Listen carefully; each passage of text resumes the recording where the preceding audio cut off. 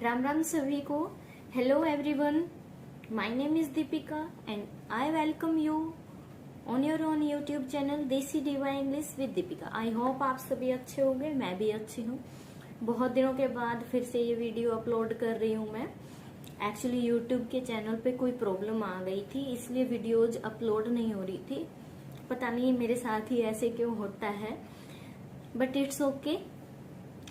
मैं अब फिर आपको उसी कंटिन्यूटी से पढ़ाऊंगी। जैसा कि आप जानते हैं कि हमने टेंस का टॉपिक स्टार्ट किया था और टेंस में हमने प्रेजेंट इंडेफिनेट को पढ़ लिया था। जो टेंस की डेफिनेशन मैंने आपको बताई थी, जो टेंस के टाइप्स मैंने आपको बताए थे और जो प्रेजेंट इंडेफिनेट हमने कवर किया था, मैं होप करती हूँ कि आपने उसको बड़े अच्छे से देखा होगा और उसमें कुछ भी आपको प्रॉब्लम नहीं रही होगी। And I am requesting you कि अगर आपको कोई भी डाउट आता है तो आप प्लीज कमेंट बॉक्स में जरूर छोड़ दिया कीजिए, मैं उनका रिप्लाई करने की पूरी कोशिश करूंगी। ठीक है, तो आज हम ज्यादा टाइम नहीं लेते हैं। इंट्रोडक्शन काफी हो चुका है अपना, आप मुझे अच्छे से जानते हैं और मैं आपको भी अच्छे से जानती हूँ। तो ज्यादा टाइम वेस्ट नहीं करते हुए इन बातों पे हम अपना चैप्टर स्टार्ट करते हैं, अपना टॉपिक स्टार्ट करते हैं, and that is present continuous tense. ठीक है, वो भी मैं आपको आज कवर करवाने वाली हूँ बड़े इंफॉर्मेटिव और इंटरेस्टिंग वे में। So please pay heed to that. And one more thing, as always मैं आपको यही बोलना चाहूंगी, जो भी मैं पढ़ा रही हूँ उसको आप साथ के साथ मत लिखना। मैं उसका एक चार्ट वीडियो के एंड में सेट कर दूंगी और आपको बिल्कुल भी अपना टाइम वेस्ट करने की जरूरत नहीं है। आप उस चार्ट का स्क्रीनशॉट ले सकते हैं और उसके बाद या तो आप उसका प्रिंट आउट निकलवा सकते हैं या फिर उसको आप आराम से बाद में लिख सकते हैं। तो ये है अपना प्रेजेंट कंटिन्यूअस टेंस। ठीक है भाई, जिसको भी प्रेजेंट कंटिन्यूअस टेंस की डेफिनेशन लिखनी है मैं उनको जस्ट बता देती हूँ। मुझे इतना ज़रूरी नहीं लगा ये कि प्रेजेंट इंडेफिनिट की मैं यहाँ पे डेफिनेशन भी लिखूँ। मैं वर्बली आपको बता देती हूँ, जो लिखना चाहे वो लिख सकते हैं। ठीक है, प्रेजेंट कंटिन्यूअस टेंस क्या होता है अपना? Present continuous tense is a verb tense used to describe an action that is happening right now. ऐसा टाइम जिसमें अभी कोई एक्शन रनिंग में है, चल रहा है, ठीक है, उसको हम प्रेजेंट कंटिन्यूअस बोलते हैं। At the moment of speaking or you can say around the present time. मतलब कि अभी प्रेजेंट टाइम में या फिर मेरे बोलते हुए, आपके सुनते हुए, ठीक है, जो चल रहा है वो क्या होता है? अपना प्रेजेंट कंटिन्यूअस टेंस होता है। ठीक है भाई, सो स्टार्ट करते हैं इसके यूजेज से। जैसा कि हमने प्रेजेंट इंडेफिनिट में किया था ऐसे ही हम करेंगे प्रेजेंट कंटिन्यूअस टेंस में। ठीक है भाई, अभी देखिए यहाँ पे इसके यूजेज क्या क्या हैं। Actions happening at the moment of speaking. जैसा कि मैंने आपको डेफिनेशन में भी बताया कि प्रेजेंट कंटिन्यूअस क्या होता है, उन एक्शंस को डिफाइन करता है जो एट द स्पीकिंग अपने रनिंग में हो रहे हैं। ठीक है, actions happening at the moment of speaking.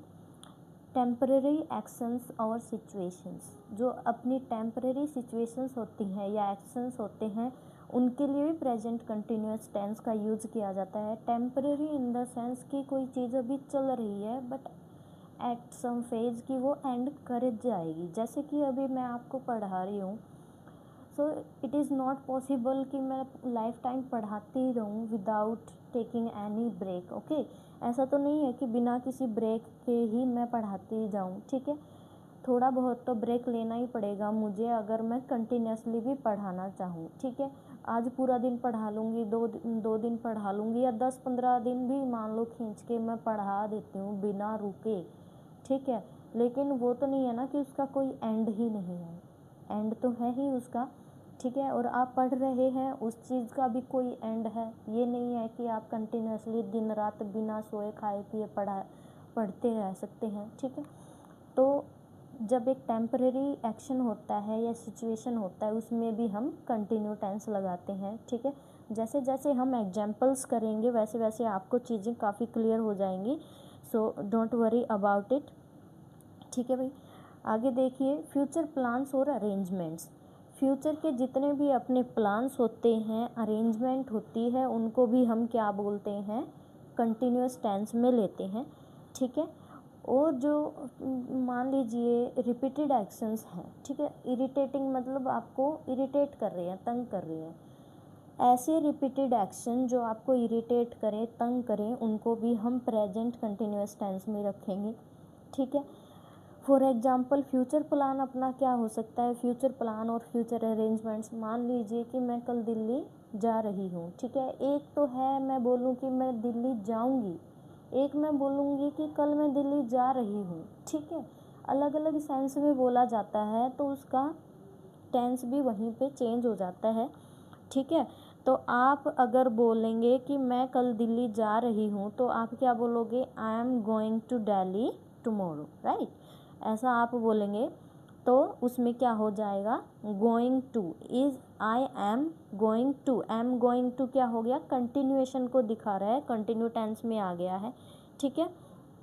ये चीज़ें मैं आपको भी आगे भी बताऊंगी, किसके साथ इज लगेगा, किसके साथ एम लगेगा और किसके साथ आर लगेगा। जैसे जैसे आगे बढ़ेंगे सब क्लियर हो जाएगा। तो आइए एग्जाम्पल कर लेते हैं एक बार। आई एम स्टडिंग इंग्लिश, मैं इंग्लिश पढ़ रही हूँ, ठीक है भाई। तो अभी आप क्या कर रहे हो, इंग्लिश पढ़ रहे हो, ठीक है। तो इसमें आपको देखने को मिला है कि अपनी मेन वर्ब क्या है, स्टडी है, ठीक है, मेन वर्ब है अपनी स्टडी, ठीक। इसके साथ हमने यहाँ पे क्या ऐड कर दिया, आईएनजी, ठीक है। ध्यान रखना आईएनजी हमेशा वर्ब की फर्स्ट फॉर्म के साथ लगती है, ठीक है। तो स्टडी क्या है, अपना वर्ब का फर्स्ट फॉर्म है और अपने पूरे सेंटेंस का मेन वर्ब, ठीक है। और एम यहाँ पे क्या है, हेल्पिंग वर्ब है। जैसे प्रेजेंट इंडेफिनेट में अपने हेल्पिंग वर्ब थे, यहाँ पे भी अपने हेल्पिंग वर्ब है। वहाँ पे हेल्पिंग वर्ब क्या थे, अपने डू डज थे, राइट। अब यहाँ पे हेल्पिंग वर्ब क्या है आपके, इज एम आर है, ठीक है। सिंगुलर सब्जेक्ट्स के साथ इज लगता है, चाहे कोई भी नाम हो या फिर ही सी इट हो तो उसके साथ इज लगता है। और आई के साथ हमेशा एम लगता है। ये क्या है अपना, आई यहाँ पे सब्जेक्ट है, ठीक है। आई को मैंने बोला था कि हम प्लूरल में काउंट करते हैं बीइंग अ फर्स्ट पर्सन, ठीक है, फर्स्ट पर्सन है इसलिए प्लूरल में काउंट करते हैं। तो ये क्या है, अपना सब्जेक्ट है। ये आपका क्या है, हेल्पिंग वर्ब।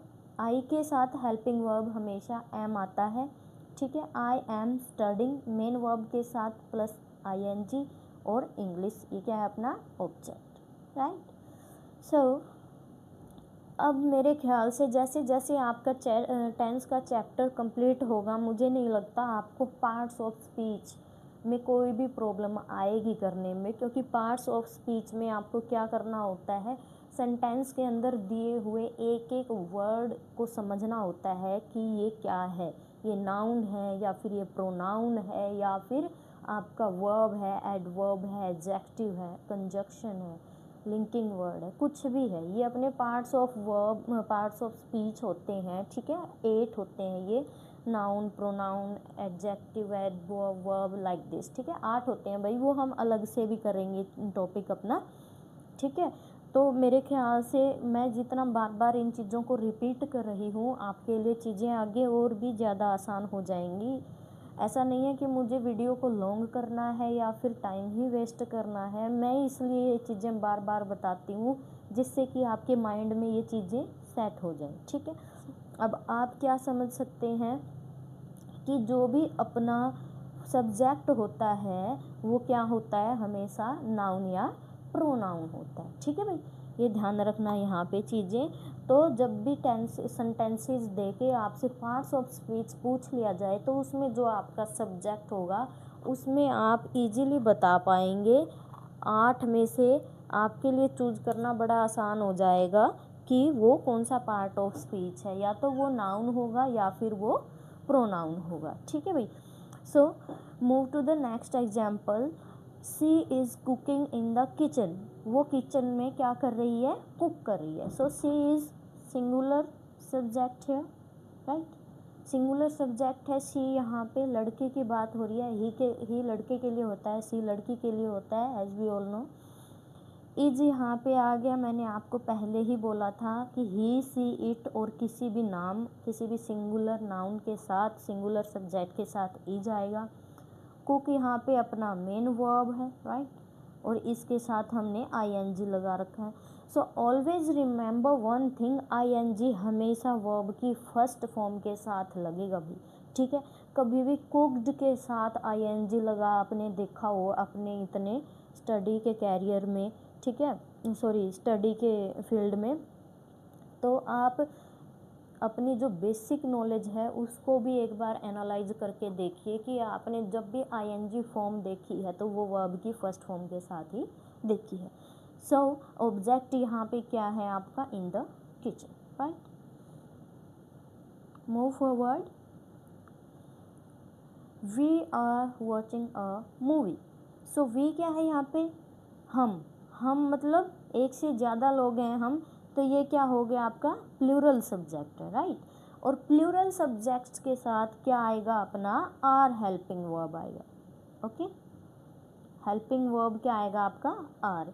कौन कौन से होते हैं plural, I, we, you, they, he, she, it, ठीक है।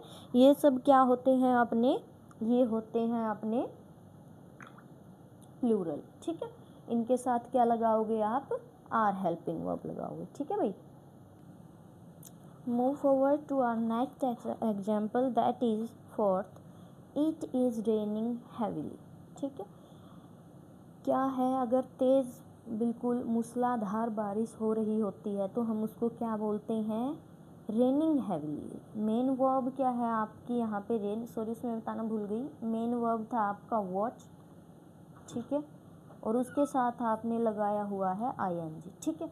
तो मेन वर्ब के साथ आपने ing लगाया हुआ है, ठीक है। और मूवी, आप कोई मूवी देखने गए हैं अपने फ्रेंड्स के साथ तो आप क्या बोलेंगे, we are watching a movie, right. So here it is raining heavily. It क्या है यहाँ पे, सिंगुलर सब्जेक्ट है, ठीक है। सिंगुलर सब्जेक्ट है तो मैंने पहले ही बताया था हेल्पिंग वर्ब क्या आएगी भैया आपकी, इज आएगी, ठीक है। मेन वर्ब यहाँ पे क्या है आपका, रेन, मतलब कि बारिश होना, ठीक है। बारिश हो रही है और इसके साथ हमने क्या लगाया, वो मेन वर्ब के साथ ing, ठीक है। हैवीली मतलब बिल्कुल भारी मात्रा में, जब भारी मात्रा में बारिश हो रही है तो उसको क्या बोलेंगे, it is raining heavily. Fifth है, you are doing a great job, ठीक है। तुम कुछ भी काम अच्छा कर रहे हो, एक अच्छे, सॉरी फॉर द डिस्टर्बेंस, आ जाइए, you are doing a great job. अगर आप किसी काम को बिल्कुल एफिशिएंसी से कर रहे हैं और आपको कोई बोलता है कि आप बहुत अच्छा कर रहे हैं तो आप क्या बोलोगे उसको, सॉरी वो क्या बोलेंगे आपको, you are doing a great job, ठीक है। सो यू यहाँ पे क्या है आपका सब्जेक्ट है, ठीक है। बीइंग अ सेकंड पर्सन, हम इसको भी क्या करते हैं, प्लूरल की कैटेगरी में काउंट करते हैं, as I have told you earlier. Are क्या है यहाँ पे आपकी हेल्पिंग वर्ब है, ठीक है। डूइंग, डू क्या है आपका, डू आपका मेन वर्ब है और इसके साथ हमने क्या लगा रखी है, ing लगा रखी है। अ ग्रेट जॉब क्या है आपका ऑब्जेक्ट है, राइट। सो यहाँ तक मेरे ख्याल से आपको बड़े अच्छे से समझ में आ गया होगा। आगे मैं आपको बताना चाहूँगी कि ये चीज़ें तभी आसान लगती हैं जब हम क्या कर लेते हैं, अपना एक स्ट्रक्चर नॉलेज को बिल्ड कर लेते हैं। स्ट्रक्चर आपको हर टेंस की पता हो तो आपको कोई प्रॉब्लम नहीं होगी। इनफैक्ट मैं कहना चाहूँगी कि अगर आपको किसी वर्ड का मीनिंग भी नहीं पता किसी सेंटेंस में, लेकिन आपको स्ट्रक्चर्स अच्छे से आते हैं, so trust me you can solve that problem. आप सॉल्व कर सकते हैं उस प्रॉब्लम को बड़ी इजीली, चाहे आप कोई भी एग्ज़ाम दे रहे हैं, ठीक है, फ्रॉम योर स्कूली एग्ज़ाम टू कम्पेटिटिव एग्ज़ाम, ठीक है। सो अभी हम स्ट्रक्चर को पढ़ लेते हैं। जो अपना स्ट्रक्चर रहता है वो क्या है, पॉजिटिव सेंटेंसेस के लिए क्या रहेगा, सबसे पहले सब्जेक्ट होगा, उसके बाद इज, एम, आर आएगा, फिर वर्ब की फर्स्ट फॉर्म आएगी प्लस ing प्लस ऑब्जेक्ट। अब ये मैं स्ट्रक्चर बाद में बता रही हूँ, पहले मैंने आपको एग्जांपल्स करवा दिए, इससे आपको आइडेंटिफाई करने में इजी रहेगा हर चीज़ को, ठीक है। आपने ऊपर भी देखा है कि सबसे पहले हम क्या करते हैं, सब्जेक्ट लेते हैं, फिर उसके बाद हेल्पिंग वर्ब लेते हैं, फिर उसके बाद हम आईएनजी का form first form of verb के साथ लगाते हैं, और at the end we always put the object, ठीक है। आगे देखिए, इसका एक एग्जाम्पल हमने लिखा हुआ है, she is reading a book, वह एक बुक पढ़ रही है, ठीक है। सो सी यहाँ पे क्या है, आपका सिंगुलर सब्जेक्ट, राइट। इसके साथ हमने क्या लगा दी, हेल्पिंग वर्ब इज लगा दी। मेन वर्ब आपका रीड था, रीड मीन्स पढ़ना, उसके साथ आपने आईएनजी का फॉर्म आईएनजी लगा दिया, a book is your object, right. So अब आपने देखा है कि चीज़ें बड़ी आसान हो गई हैं, ठीक है। एटलीस्ट मैं तो होप कर ही रही हूँ कि आपको चीज़ें समझ में आ रही है। If you got any doubt then please ask me out in the comment box, okay.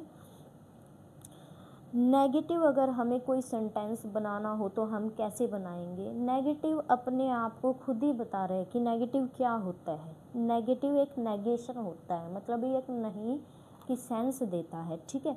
जिस वाक्य में नहीं की सेंस है, नॉट लिखा हुआ है, वो नेगेटिव होता है, ठीक है। और ये हम पिछली वीडियो में भी कर चुके हैं कि सब्जेक्ट के बाद हेल्पिंग वर्ब आता है, और हेल्पिंग वर्ब के बाद ही हम क्या करते हैं, नॉट लगाते हैं, राइट। सो नॉट के बाद ही आप करोगे वर्ब की first form plus ING and at the end your object, right. So move forward, it's okay, let's do an example. So इसी को बना के देख लीजिए आपका नेगेटिव, जैसे कि she is reading a book, आपका जो नेगेटिव सेंटेंस है वो कैसे बनेगा, she is not reading a book, fine, ठीक है। ये इसका नेगेटिव बन गया। पिछली वीडियो में भी मैंने आपको अच्छे से बताया था कि जो आपका इंटेरोगेटिव सेंटेंस बनता है वो हमेशा कैसे बनता है, जब भी हम सेंटेंस के हेल्पिंग वर्ब को उठा के सब्जेक्ट से पहले ले आते हैं, वो आपका इंटेरोगेटिव बनता है। So in interrogative sentence there would be is am are before subject, ठीक है। सब्जेक्ट से पहले आपका इज एम आर आएगा, उसके बाद सब्जेक्ट को रखेंगे, फिर वर्ब का first form plus ING plus object, right. So इसी सेंटेंस का इंटेरोगेटिव बना के देख लीजिए कैसे बनेगा। मैंने कहा हेल्पिंग वर्ब को सबसे पहले रखेंगे, जो कि इस सेंटेंस में हेल्पिंग वर्ब क्या है, she is she reading a book, right. And we all know interrogative sentence में at the end we will use question mark, okay. Don't forget to put that, उसको रखना मत भूलना, क्योंकि इंटेरोगेशन की वही पहचान होती है, ठीक है।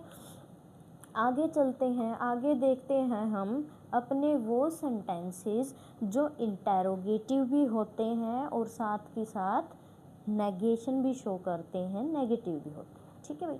तो इंटेरोगेटिव प्लस नेगेटिव आप कैसे बनाओगे, जब इंटेरोगेटिव सेंटेंस बनाना हो, हमें पता है कि हमें हेल्पिंग वर्ब को आगे लाना पड़ेगा और जो अपना सब्जेक्ट है वो बाद में आएगा। सब्जेक्ट के बाद हमें नेगेटिव की भी कंडीशन को सेटिस्फाई करने के लिए नॉट लगाना पड़ेगा, ठीक है।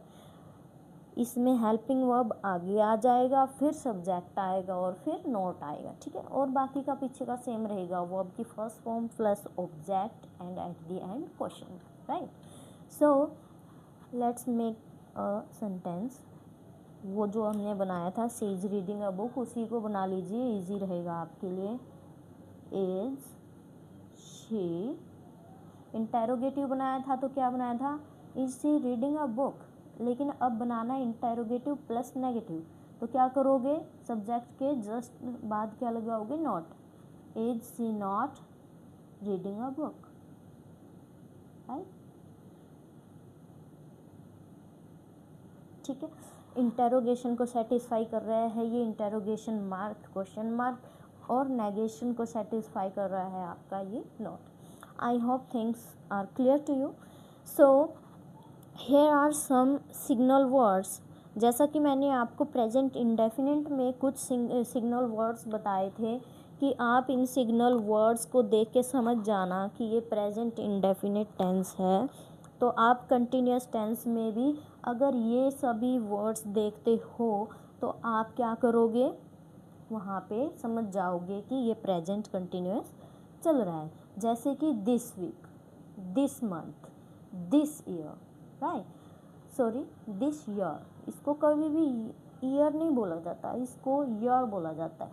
ठीक है, यहाँ से एक कंसेप्ट और निकल जाता है, मैं आपको बता देती हूँ।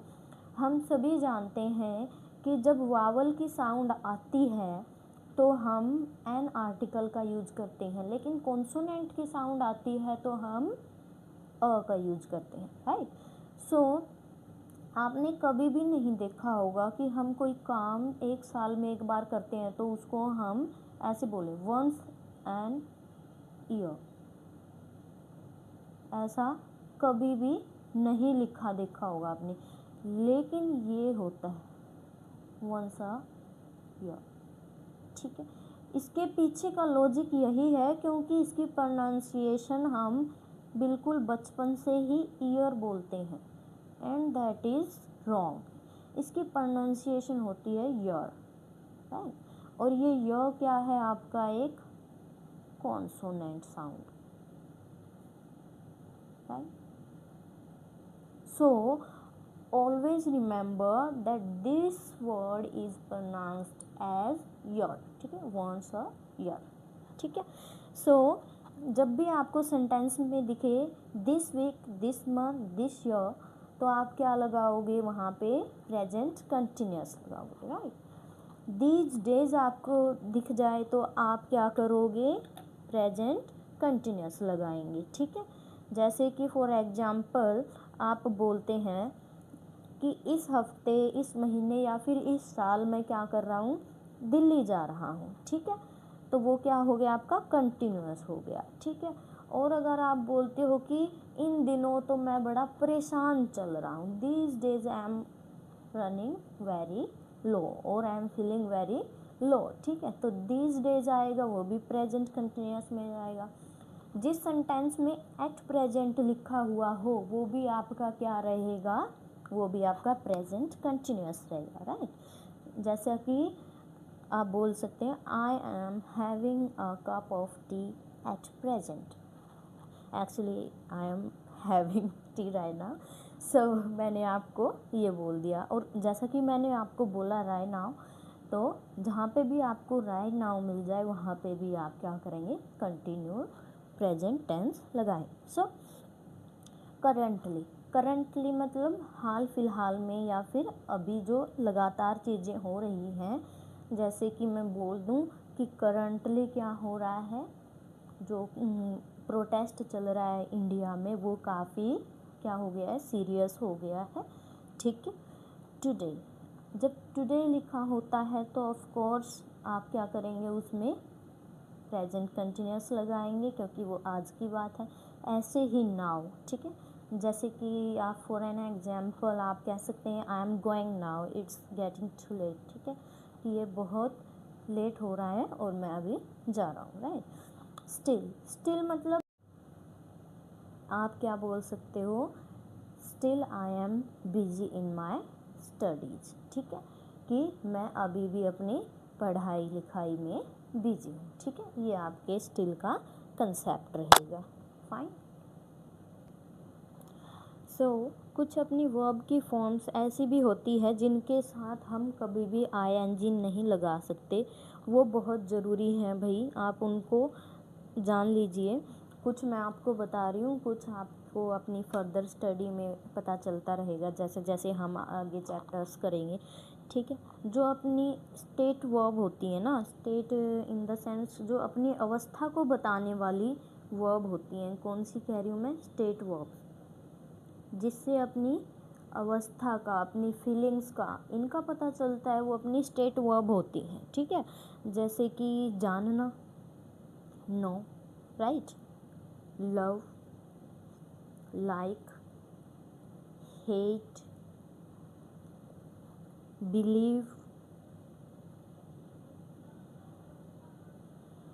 और understand, belong, own and want, have और seem होता है लगना, ठीक है। ये कुछ ऐसी अपनी वर्ब की फॉर्म होती हैं जो अपनी स्टेट ऑफ माइंड, अपनी मन की अवस्था को बताती हैं। इन वर्ब्स के साथ कभी भी ing नहीं लगता, ठीक है भाई। एक्सेप्शंस आर ऑलवेज देयर, ठीक है। एक्सेप्शंस तो हर सब्जेक्ट में होते ही हैं, ठीक है, वो भी हम पढ़ेंगे एक सेपरेट वीडियो में। बट अभी के लिए मैं आपको बता देती हूँ, जो भी अपनी स्टेट वर्ब्स होती है वो क्या होती है, उनके साथ कभी भी ing आप नहीं लगाओगे। जैसे मान लीजिए आप किसी को बोलोगे कि मैं आपको जानता हूँ, ठीक है, तो उसके साथ आप नो लगाते हो, नो मेन वर्ब, ठीक है। कि इसमें साइलेंट है, ठीक है, वो हम पहले ही पढ़ चुके हैं कि इंग्लिश में साइलेंट लेटर्स क्यों होते हैं। अगर वो आपने नहीं पढ़ा है तो आप यूट्यूब पे जाके उस वीडियो को सर्च कर लेना, या फिर वैसे ही मिल जाएगी आपको यूट्यूब में जाते ही, अभी इतनी ज़्यादा वीडियोस नहीं है, ठीक है।